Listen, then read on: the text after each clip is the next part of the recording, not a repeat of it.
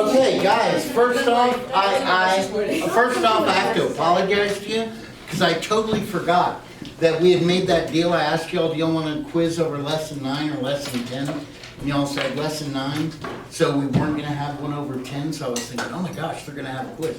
We're not having a quiz over the last lesson, because we made that deal, but we are gonna be having a quiz over this lecture. So the way it's going to work is we'll probably finish the next lecture, or the one on the Great Transformation. I hope that we finish it. We could finish it on Monday. So that means your quiz would be on Wednesday. If not, that means your quiz would be on Friday. Either way, it's okay. Then you're all going to have great Thanksgiving. Then you're coming back. Oh, we got that week, and then the very next week after that, I believe, is our finals week. So I thought that we had one more week in the year. We don't. It's totally cool. You're still going to have that next week after you come back from Thanksgiving. We're going to have quiz 11 on that week. Then you're going to have a quiz, your other extra credit quiz before the final, just like we did with the midterm. And because we're not supposed to give assignments, you don't have to take the quiz. If you get a 0, it's not going to hurt you. But if you do decide to take the quiz, you're going to get the points. Is that right? Is that right? Okay. Some stuff that's going on. The first thing is the Jazz Tech Lab Band concert. If you go to the special events thing that I sent you, all you have to do is click on that, and it takes you to a link, and you log in and register, and that's how you get your ticket. All right? Hoo-ah. Beep. Then on the 15th, keyboard ensemble, guitar ensemble, one sound concert, string and wind music ensemble, new music, solo guitar. So there we got that for that. Yay! Where's your other thing? Here we go. All right, stuff going on at your campus. Can't do that, can't do that, can't do that. But the first day of your Thanksgiving vacation, you can see the USA national soccer team play against the Welsh soccer team in the World Cup, La Copa, on the 28th, Monday. If you're over 17, you can participate in mechanical bull riding that's going on up at your campus. Next day, pancakes and PJs from 12 to 2:30. Can't do, and of course the virtual 5K. I've already told y'all, make sure that if you want to, I'd go ahead and I'd participate in the student writing contest. Not only are there cash prizes available, but it's something that would look great on your entrance materials for college. That, hey, I participated. I was a participant, a runner-up, if you didn't win, in a student writing contest. And once again, it has to be a theme of working class studies. Basically, you could tell about yourself, you could tell about your mom, you could tell about your dad, or your grandparents, or your waybacks. So there we go. Then the next thing coming up is on the 15th, which is next Tuesday, they're having the Multicultural Festival up at Collin in the atrium. There's going to be international students there representing their home countries and sharing food, music, customs, and more. So if you're interested in that, go have a look-see. Then on the 16th, two things are happening. The first thing is a blood drive that's going to be at the atrium. It's also going to be there the 17th. That's going to be from 9 to 4. I don't know if y'all are going to be able to make it during that time. If some of you get out at 2:45 or what have you, you might be able to make it. But this is here just to let you know. But what's also happening on the 16th is you have Shattered Glass playing up at Plano. And so you can go see that. And I sent y'all a link about this. Soldiers Without... Oh, that's cool, but that's spring. So I sent an email out to y'all about that this morning. All right. Any questions? Any questions? No. All right, is this the last slide we got up to? Yeah, 9? The computer says it was.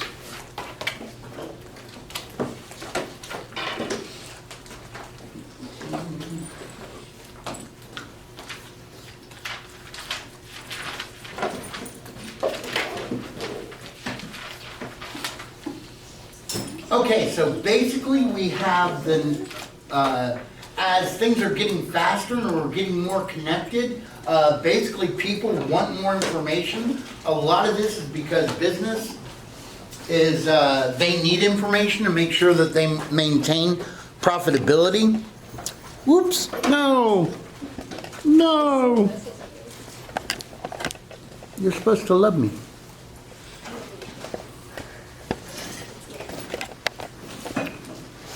Oh, you.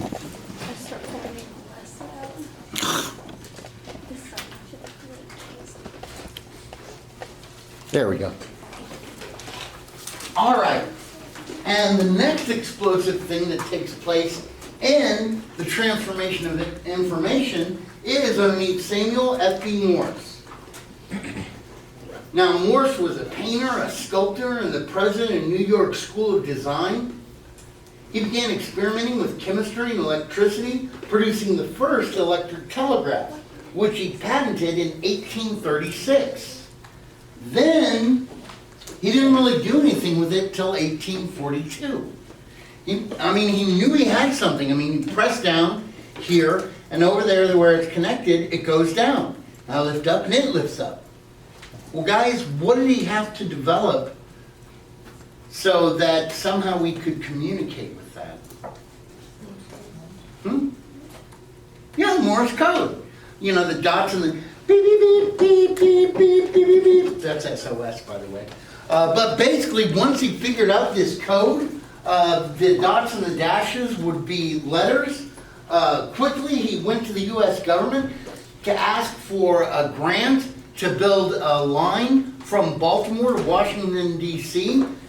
He got it, and it was completed on May 24th, 1844, where he sent out the first message ever by telegraph. What hath God wrought? Now, it's funny, a lot of the reasons why he was so desperate to get his machine invented is because he didn't trust the Roman Catholics, and he was totally convinced that the Roman Catholics were somehow going to steal the West away from America. So he wanted to develop this. So, sounds kind of crazy. But it was a tremendous leap forward. Ready for the next slide? We ready? The manufacturing boom.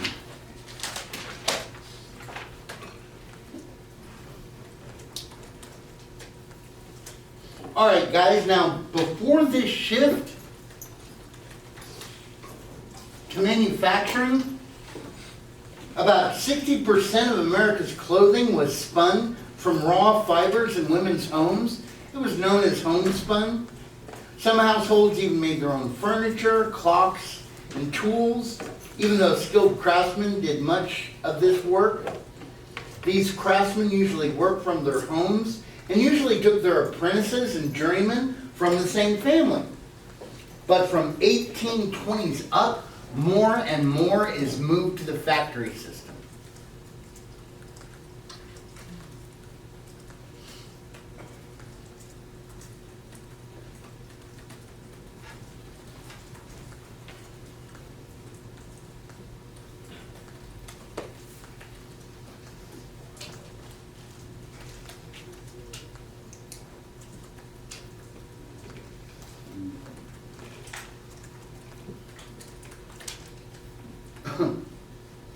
Ready?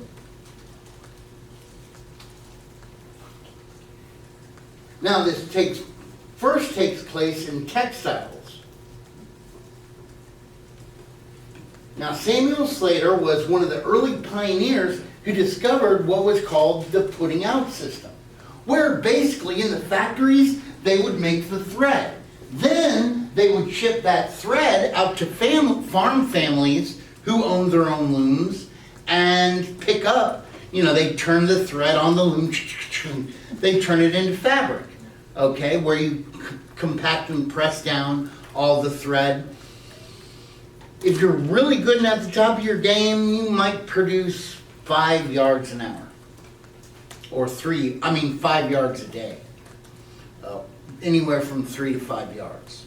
Which is, 9 feet, 15 feet, that's kind of a lot. Well, then Samuel Slater would go and he'd pick up the thread from all these farm families. And actually it worked pretty good out for the farm families. Why? Why do you think it was a good deal for the farm families to sign on to this system? And remember, this is when families included like grandmas, grandpas, little kids. Why might that be good for the farm family? Nobody knows? Do you all think grandma did a lot of work out in the farm? No. So what could she do? She could work on the loom. And maybe it took her a long time to do, but she could do it all day long. Either that or the kids, if one of them was sick, they could do that. Now the only problem with this system is there's no real quality control. And Samuel Slater has no idea how much fabric he's going to be getting back from these families. Because it's kind of on their own schedule. But it was the early beginning. But then you enter into where Henry Cabot Lowell, the guy that went to Europe during the War of 1812 and got all the textile machines and everything, basically by now he is up and running with his business partners. And basically factory-made clothing starts to become the norm from the 1820s and 40s. And this is where they put the spinning, which is the making of the thread, and the weaving, which is turning it into fabric, they put it in one place.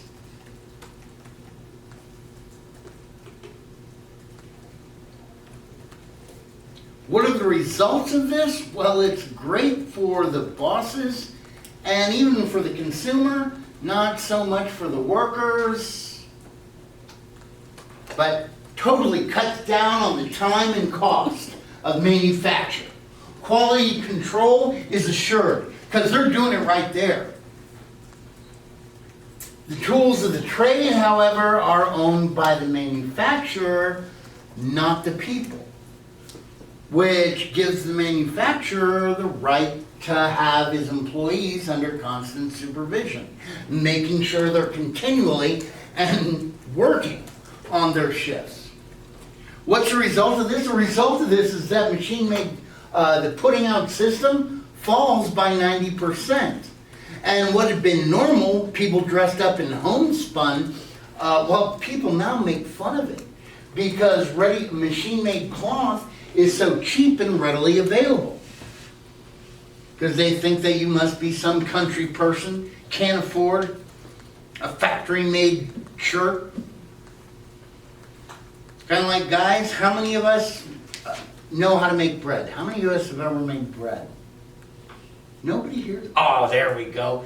Making bread's fun, isn't it? Yeah, it's pretty easy too. But what are some of the bad things about it? You gotta wait for the dough to rise. You gotta knead it. And is it real? It's bad. Huh? It's not bad. You can do other things. It takes a long, and is it real clean? No, it's messy and everything. So but guys, there is nothing like bread fresh out of the oven, cold butter, melts almost automatically, and it is just divine. But if you were a little girl or a little boy and you'd made your bread at home, you came up to school with that sandwich made out of the homemade bread, because it's not like the store bread, it's going to crumble and fall apart. The other kids are going to make fun of you because you can't buy Wonder Bread. And guys, bread isn't that expensive at the store, and you don't have to clean up after yourself, so buying ready-made bread instead of baking it at home has become the norm. Just like here with the clothing. Ready for the next slide? Then we get interchangeable pots versus traditional manufacturing. Now guys, it used to be under traditional manufacturing, you'd have to have a skilled machinist make each lever, each screw, each piece to put your car together or put whatever together. Interchangeable parts, basically, Thomas Jefferson was one of the first Americans to kind of get notice of this when he was an ambassador in France. Basically, they had standardized screws that could be used for numerous assemblage of many products. You know, you have the same screws, you build the same gears, lots of that same gear, and basically you use, and this gear could be used in a padlock, a gear could be used in a watch, a gear could be used in many products. Eli Whitney tried to bring this over to America with gun building, but we didn't have the precision instruments available yet. His partner, Eli Whitney's partner with the gun thing, was John Hall. Eli Whitney, the guy who did the cotton gin, he gave up on it, but John Hall persisted. And finally, he found interchangeable parts to basically make guns. Back then, guns, you either bought the lock, which was the firing mechanism, the stock, which is the wooden piece that everything goes on, or the barrel. And basically, he made identical lock, stocks, and barrels, so that basically you could go, and if something happened to your firing mechanism, well, you can just go in and buy it from, even if it's another manufacturer. You can buy it because it's going to go on your gun. It'll work. And he tests it out at Harper's, or he presents it at Harper's Ferry, Virginia in 1824. Soon it spreads out to other companies. Ready for the next slide? Indeed, Simeon North and Samuel Colt pick it up and start producing guns, and within 20 years a whole litany of products like padlocks, sewing machines, clocks, farm tools are being produced with interchangeable parts. You know, this would kind of be like a telling tale of two brothers. Both of them had German cars. One was a Porsche, the other was a Volkswagen Bug. Porsche is so specific. How many people here, their parents owned a Porsche? Anybody? Has anything ever broken down on that car? I'm not sure. Well, well, that's cool. You know what is so weird though about Porsches? Let's say that your dad's, what's something simple? Modern engines. What's something simple? Let's say your oil pump went out, okay? Your dad, or the water pump. Your dad has to get a new water pump. Well, he takes it into the Porsche dealership. The Porsche dealership has to look up the VIN number on your car because Porsche sometimes, in the middle of a production year, will stop using one part and start using another part because it's better and more efficient. Or change to this, or change to that. I mean, and then his dad basically has, at the Porsche place, they have to order it from Germany. It's going to be 3 weeks till it gets here. Then they got to, basically that Porsche is going to come out in about a month. And it's going to cost a lot. Why? Because it's a precision, precise instrument. And I'm sure it's a beautiful, amazing car, incredible. But that's kind of traditional manufacturing, very specialized, very... Meanwhile, somebody else has a Volkswagen Bug, car that hasn't even been imported en masse to the United States since 1979, even though the last one sold in 1981. If their distributor broke, could they still get parts for it? Yeah. They'd go down to O'Reilly's or whatever and say, hey, I need a new distributor. And they'd say, okay, at most, if he didn't just go to a salvage yard and get it one from there, at most he might have to wait 2 hours for them to pick up that part from another store and send it over there. And basically cost him maybe $80. And if he couldn't repair it himself, he could take it to a lawnmower repairman. And they'd repair it for like $40. Okay? And bada bing, bada boom. Why the Volkswagen Bug? Because guys, that car was built intentionally with interchangeable parts as it grew and developed. Now about the only change is the year 1967. All the pre-64, because in 67 they went to 12 volt electronics. For that they were all 6 volt. But it's the car of the people, and that's why Volkswagen Bugs were still being produced and used as taxis until, I think, 2004. And the only reason why they stopped making Volkswagen Bugs in Mexico is because they changed the law about taxis that said the taxis have to have four doors now. And Volkswagen tried, but they couldn't figure out how to make the wheel a four-door car. So they said, okay. They gave up on the beast. Okay, guys, you don't have to take notes about this guy. Okay, this is basically just a guy at this time. And I mean, you think we have it tough. Chauncey Jerome was born to a very poor family. His dad died when he was 11. His mom couldn't afford to feed him, so he basically hits the road looking for seeds at age 11. He's on his own. By 1814, he starts to work for a Connecticut clockmaker, Eli Terry. And this is back with like the big grandfather clocks and all like that. He finds out that he's got a lot of skill making the cases. Indeed, in 1817, he goes to work for himself. Basically, he uses the power of a water wheel at night, you know, when it's not used for gristing other people's corn and wheat.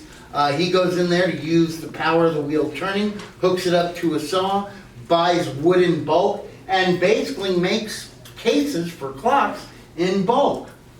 By 1824, he goes into partnership with his brother, and they start making brass 8-day clocks. There's an example of one right there. Now, why do you think it's called an 8-day clock? How many people here have a family member who has a grandfather clock? Nobody? You do? What do you have to do with that grandfather clock about every 3 weeks? Do you know? You have to reset the time almost like what You have to reset what? the time almost like what the reset the mechanism. Well, it's not resetting the time. Are you talking about the winding? That's not, you know what it's doing? What's inside the case if you open it up? It's got the pendulum, and usually what's behind the pendulum? There's 2 of them. Anybody know? They're cylinders, kind of. They're weights, because it's those weights and the tension between them that basically the whole machine uses to run. Well, basically, over time, that weight is being used, so it's slowly going like this. And what you do when you turn the key to the clock is you reset it. So basically, it now has that weight to run again. And basically, with these 8-day clocks, every 8 days you had to wind that up. And it would tell the time correctly. But you had to wind it up every 8 days. And he sold it for, let's see, only $20 a piece. Which, even though that was a lot of money back then, it was affordable to the middle class man. Things are going great until the financial panic of 1837 hits, and he loses more than $100,000. So he is like totally depressed, and he thinks, you know, it can't go on. But then he says, well, I'm just going to make a 1-day clock. You know, that's not going to be as expensive because it doesn't need as many parts. And he was able to sell it for less than $10, And these one-day clocks became so incredibly popular that there were tons of counterfeits out there. But their quality was nowhere near his. And of course, within 1 year, not only has he been able to pay off all of his debts, but he also makes a profit of $35,000. So guys, he's doing good. And finally, in 1850, he decides to go on vacation. And he tells his brother, hey, don't get into any business deals or anything when I'm gone. You don't know business, I do. Are we cool? And his brother said, yeah. Well, almost as soon as Jerome has left, who should come into the door but P.T. Barnum. And P.T. Barnum, the great entertainer, was a guy who's known for saying there's a sucker born every minute. Basically, he goes to Chauncey Jerome's brother, says, oh, I have this big clock factory. I got all this inventory, but I just can't seem to make it work. Even though it's worth X amount of dollars, I'll sell it to you for only much less money. And of course, his brother said, great, I'll go ahead and I'll jump on it. And he agreed to buy the company. What he didn't know is that basically P.T. Barnum didn't have a lot of inventory. And while he had owned this company, he basically had gone around to all these banks, gotten loans on the company, and then he sold the company, so all those loans were still on that company. But he had made all the money. So by 1855, Chauncey Jerome had pretty much lost everything, and he becomes really embittered, and he writes a book about the devastating effects of the modern economy. In my day, uh-oh, there you go.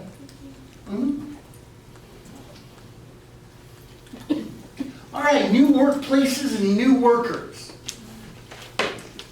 Early factories had to build pretty much company towns.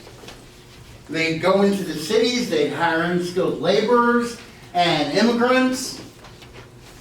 Come on out and work for me. And basically at these company towns, the residents had to depend on the company for stores, schools, housing. For their paychecks, usually they were given credits that were only good within the company town. And you were renting, so basically all the money you were making, you were kind of paying right back to the company. But, you know, they said, hey, look, all the members of the family are going to be employed. The men can be millwrights or mechanics.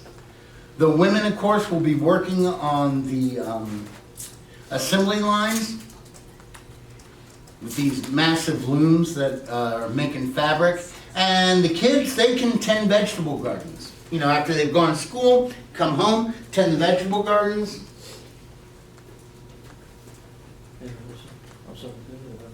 Huh? Sure.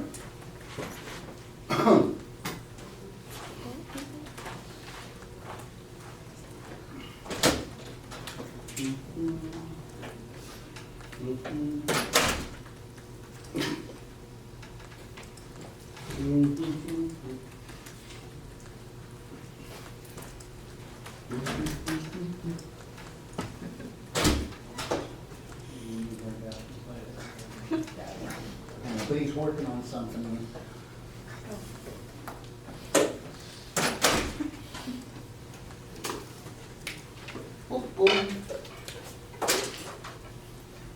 New workplaces and new workers. Okay, now at Waltham and Lowell, they had a serious condition. Basically, they went into impoverished countryside that was so poor that not even the men, the young men were all leaving. So basically you had families that only had daughters that were still living there. Totally poor. So Waltham and Lowell had to hire unmarried women to work in their factories, which was a big deal because young ladies that weren't married weren't supposed to do that. So, to kind of make it seem okay, they built dormitories and they assured the parents, hey, they're going to be closely monitored, everything's going to be fine. They paid them cash wages. Now, why do you think they paid them cash wages? And by the way, guys, they do this in the factories in northern Mexico that usually go into the interior to poor families. Say your daughters can come work in our maquiladoras, and they pay them cash.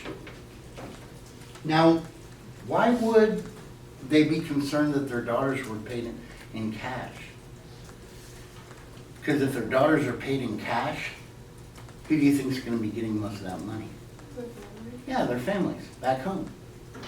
So, you know, they're going to, because their needs are provided for at the factory, not only that, they're going to give them like cultural events, like they might have piano recitals or poetry readings, and they're going to give them an education, which wasn't available to a lot of women at that time. And basically, it would that was done to make it seem like they're actually going to be coming out of this experience better, not worse than when they entered it. Now, what are the differences from the factories that are opening up in like New York City? Well, guys, in New York City, basically you had machine production. The manager no longer had to be a master craftsman. He didn't have to know how the shoes were actually made. He just had to know that the workers needed to work. And basically the workers' needs were put way below the investors' needs. Because the investors were the ones that were paying the money to keep the company going. Who are the investors? They'd be the stock owners. So basically in the cities you have the people being paid low wages with large numbers living in total and abject poverty, where in their housing they try to stuff the most people into the least amount of space.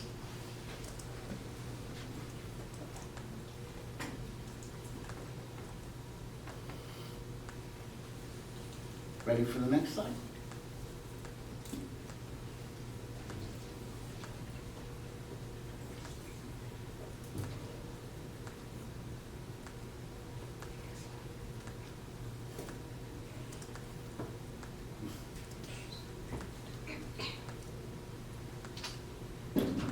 Ready? Or do I need to go back? Boop, boop, boop, boop, boop. Now, who are the guys that are working in this factory? Well, guys, we had a new flood of immigrants coming in from 1820 to 1860.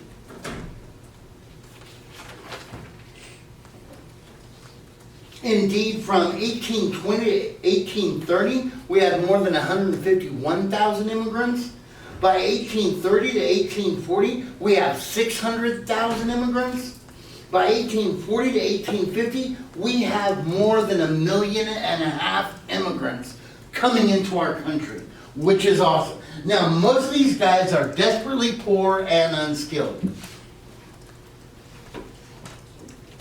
They basically collected in the port manufacturing areas and cities of the north. A majority of these immigrants were either fleeing Ireland, which was going through the potato famine, where they said, either if I can stay at home and starve, or I can go to America. I think I'll go to America. Or from Germany. Now, guys, there wasn't really a German nation at this time. We're talking about the states that would later meld and become Germany, is where the Germans were coming from. Most of the Germans that were coming over here was because either they are part of a failed revolution, or they were the sons of merchants. Usually the Germans were a little better off than the Irish. But both these groups would settle in ethnically distinct neighborhoods and create their own institutions. Like with the Germans, it would be the Sons of Hermann halls that are still around to this day. In Texas, it might be shooting ranges. because you did have a lot of Germans that came here to Texas.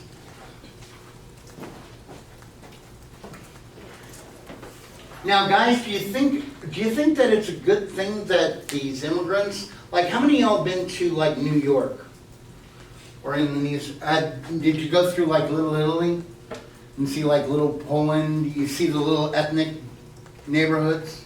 No. No? Well, they're less and less in the modern day. But there are places like Little Athens, little, like I said, Little Poland, where you have, and if you go on like a Puerto Rican celebration day, you know where the Puerto Rican neighborhoods are. But yes, in the modern day, it's becoming less and less.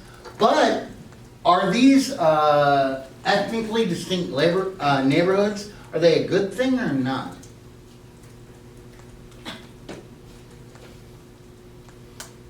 What do y'all think? Well, actually, sociologists say that these neighborhoods, like, you know, the Body Old, Chinatown, whatever, is actually kind of good. Because usually the first generation over here, their duty is to survive.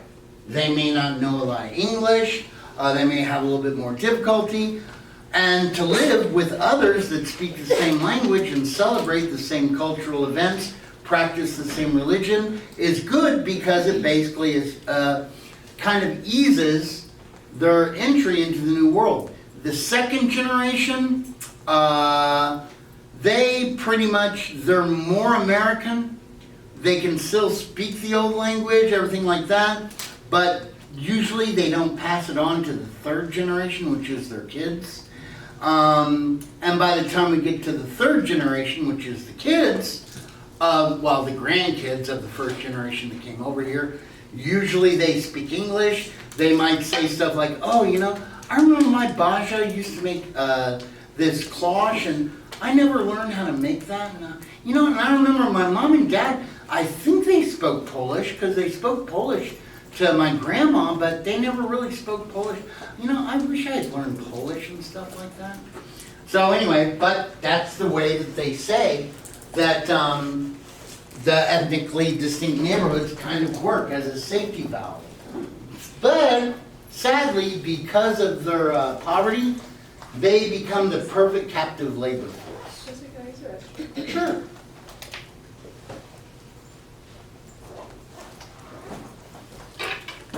Now, as I said before, these people were paid exceedingly low wages at the factories.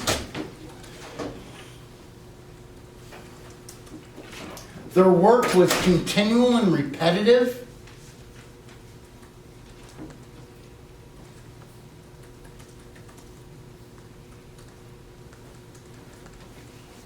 They lived in urban working class neighborhoods that of course were overcrowded, the houses were wretched. I mean, their alleys might be, you know, very narrow, there'd be garbage all there. Guys, do you know why if you're a gentleman, you're supposed to walk close to the street and the woman's supposed to walk on the inside?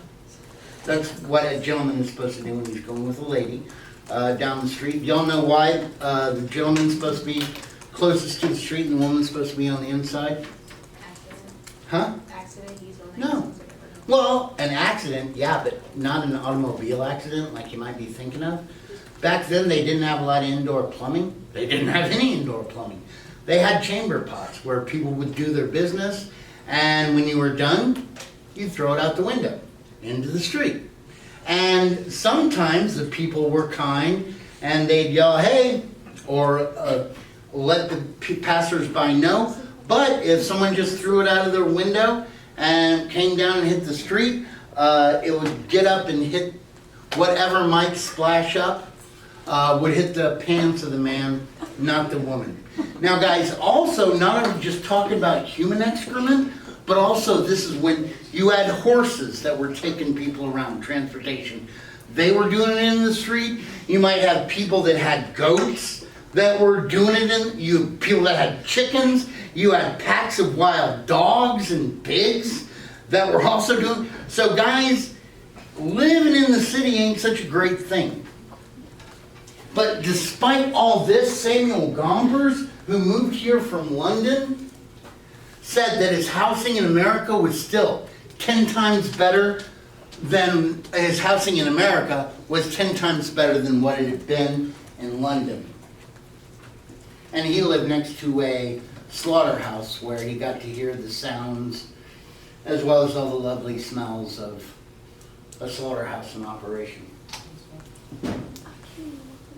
All right, so that's the poor. Nobody wants, well, what about the richy riches? Well, guys, this is the genteel class. And those who have money, guys, remember, it used to be if you were a skilled craftsman, you had all your family with you. You had all your workers you lived in the same house. Guys, that's not happening anymore. They no longer reside with the workers. Indeed, they don't like to live in the city because the cities are kind of icky. Much better to live out in the countryside. The owners began to associate with each other only. Now, why do you think rich people like to hang out together? Huh? Why do you think rich likes to hang out with rich? Higher profile. No, not only that, but what does rich like to do? Make Money. money. And if my money gets together with your money, we're going to make more money. Let's do this thing. And so what are we going to talk about it? Well, we're going to form clubs like the Dallas. Anybody here been to the Dallas Country Club? Guys, Dallas Country Club, which is like off Mockingbird Lane in Highland Park, just a block over from Highland Park Village. You have to have a lot of money to belong to the Dallas Country Club. Even if, like, my dad belonged to it and he died, I might have to wait 10 years to get a membership offer. It is that exclusive. And guys, Dallas money is nothing next to like New York money, LA money. But they have like their own opera houses, their own things just for the rich. And like I said, the further and further separation from the workers. I'm not going to live next to them. I'm not going to allow them into my opera house. We're going to be that separate line. Ready for the next slide? Well, what about his wife? Now, guys, this might be important. In other words, this might be something that's on quizzes and your final. So you might want to know about this. Why? Because basically, I'm not so sure we've escaped from the cult of domesticity for the ideal. Basically, you have the cult of domesticity, which means women were seen as purifiers. That basically they were able to take all the chaos and evil of this world and emit only purity. Sorry about that. Hope you weren't there one. And basically they were supposed to be removed from the crass world of commerce and protect her husband from the world of the household. So it would be okay for women to like form needlework societies, reading societies, art appreciation societies. Because they were ladies and this was way back then. And their main activity was child rearing. That's what they were supposed to do.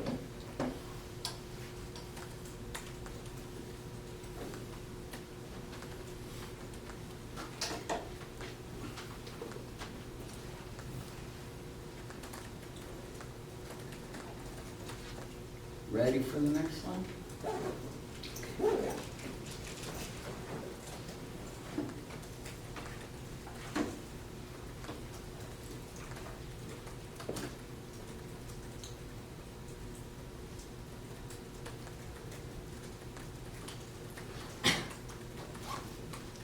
Now, what was unique about how children were seen?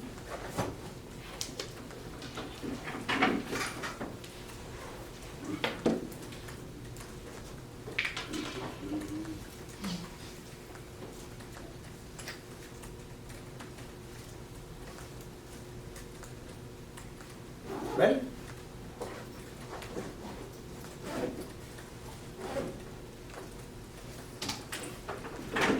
What was unique about the way children were seen during this period is, thanks to Bronson Alcott.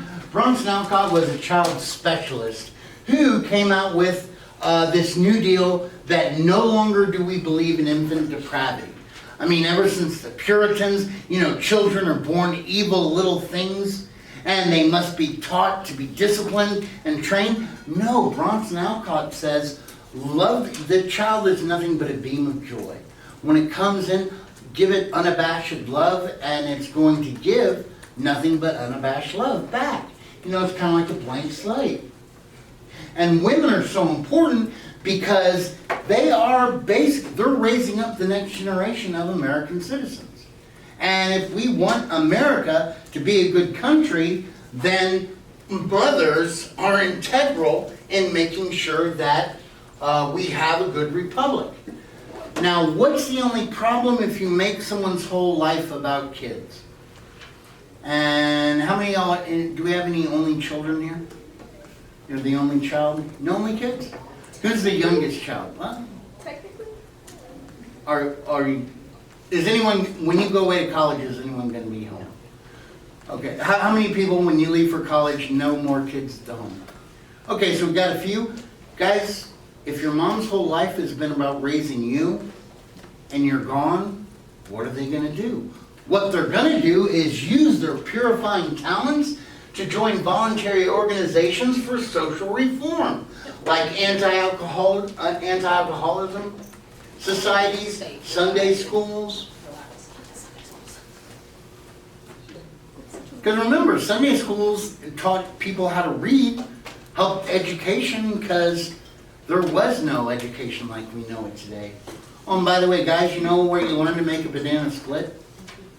Sunday school. So anyway, see what I did there? Basically, they would use their purifying talents to improve a chaotic and immoral society. All right, so next time, guys, we're going to talk about the middle class, and we're going to talk about what's going on in the South. We might finish up the lecture. If so, we're probably going to have our quiz on Wednesday. We'll start the next lecture. We won't finish it before your Thanksgiving break. And then when you get back from Thanksgiving break, finish out that lecture. Have another. Bye. Oh, it's the bell having gone.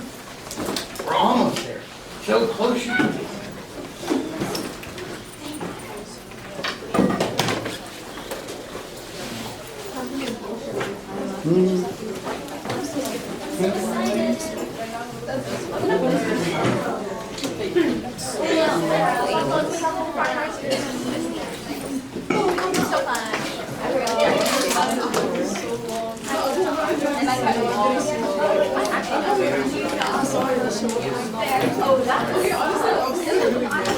Oh, that's